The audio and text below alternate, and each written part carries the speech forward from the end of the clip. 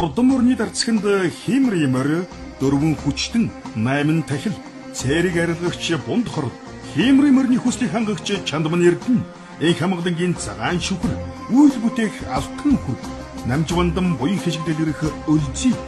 үлэг чадаг туйн хас газар улсыг аргадагч очир бат бүхийн нацагд орж үндэсний бэлэгдэл соём ариун тунгалгийн өх бадам юуха зэрэг өвдөст бэлэгдлүүд нь оюун ухаан хиймэр дэлгэрүүлэх хүмүүний үлсийг санах дурдхийн төдийд бүтээж зам мөрийг тэгшидгэх хажууд иргэд болоод дээд тэнгэр газрын аюул бүгдийг зайлуулж элд бөвчин тахал хараад тэргүүтнийг арилган дарах мөөг үл оруулах өвдөстэй.